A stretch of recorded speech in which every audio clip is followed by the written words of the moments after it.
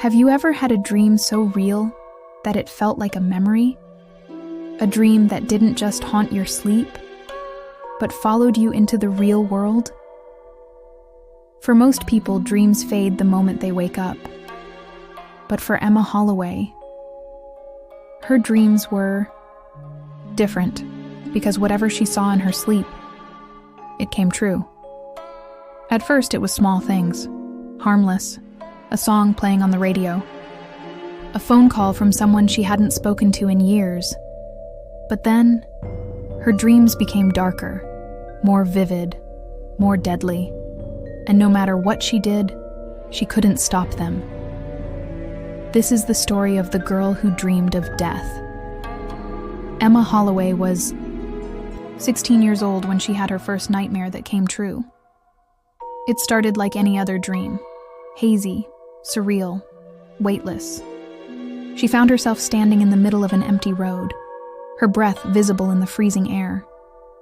A thick, unnatural fog curled around her ankles, stretching out in every direction.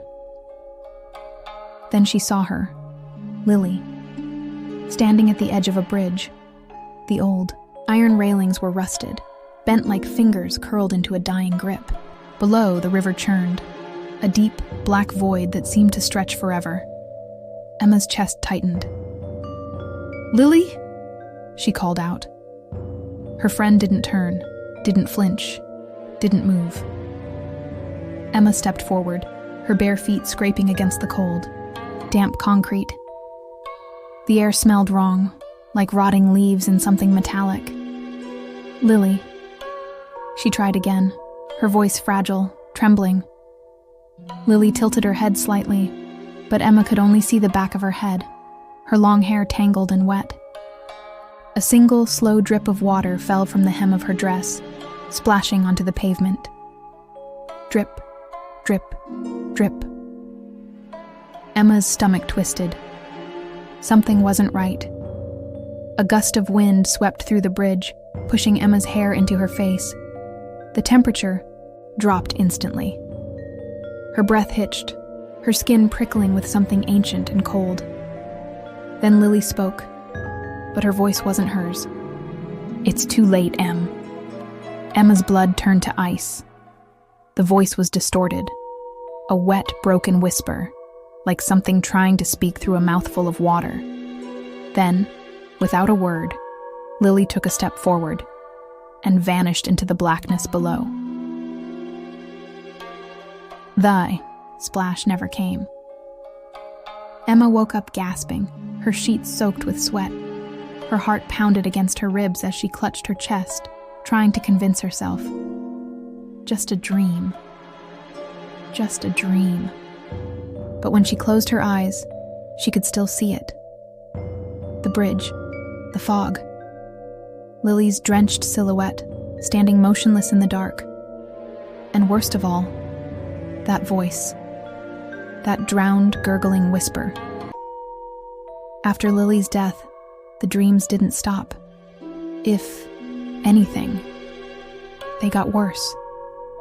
At first it was small things that could be brushed off as coincidence. Emma dreamed of a glass slipping from a waitress's hand at a diner.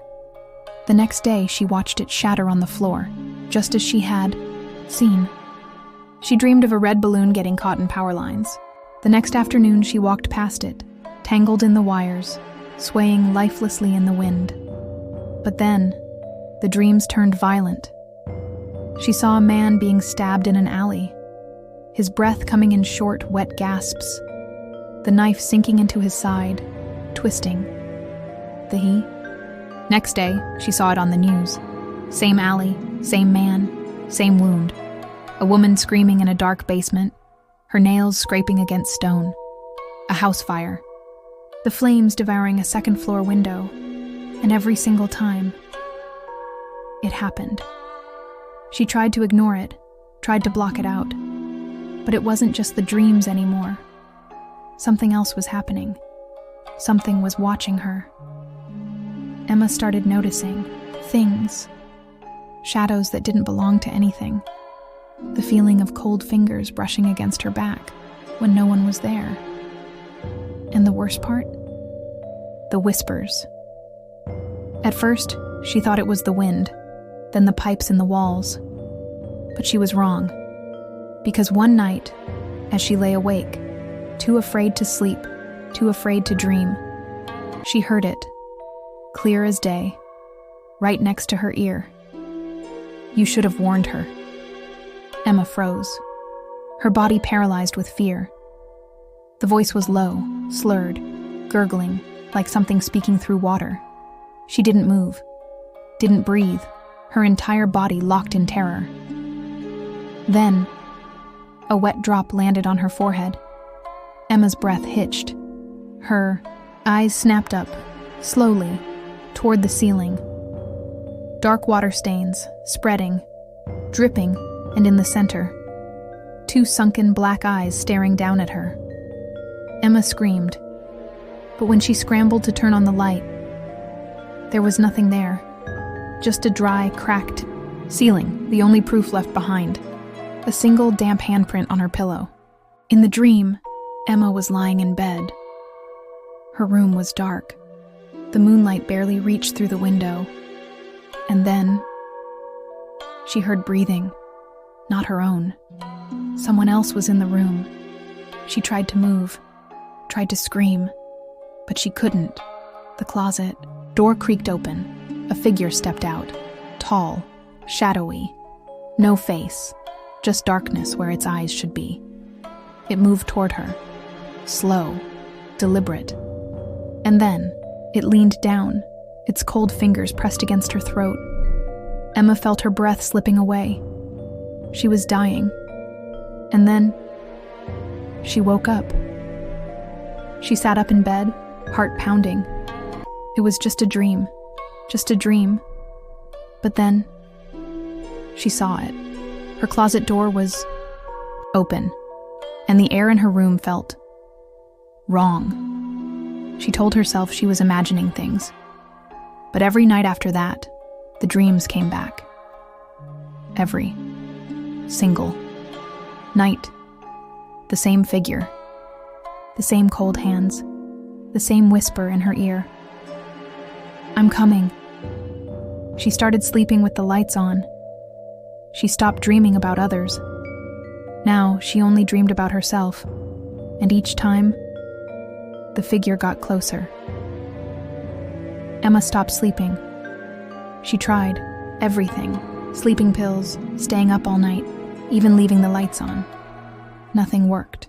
The dreams always found her. And then, one night, she saw something new. This time, the dream didn't start in her bedroom. It started in her bathroom. She stood in front of the mirror, staring at her own reflection. Behind her, the shadow stood there, its fingers stretched toward her shoulder, and as it touched her, her reflection smiled. But Emma, she wasn't smiling. The night before her 17th birthday, Emma made a decision. She wasn't going to sleep. She locked her door, blocked her closet, covered every mirror in the house. She sat in bed, holding a flashlight, staring at the clock. AM, 2 AM, fire AM, and then her flashlight flickered. The room grew cold, and she heard it, the breathing, right next to her ear. She turned, her heart stopping, but there was nothing there, just darkness. Then, her phone vibrated. A message from an unknown number. Just 3 words. Look behind you. Her hand shook as she lifted her phone, turning on the front camera. At first, there was nothing, just her pale face, her wide, terrified eyes. Then, the figure appeared, standing right behind her, its fingers stretched toward her throat. Emma dropped the phone. The screen went black, and then she woke up. The next morning, Emma's mother knocked on her door. No answer. She knocked again. Still nothing. Finally, she pushed it open. The bed was empty, the covers untouched. The closet door wide open, But Emma, gone. Her phone lay on the floor, the screen still open to the camera. And on the wall, scratched deep into the wood, were the last words she ever wrote. I told you. Some say Emma ran away, others say she was taken. But the strangest part?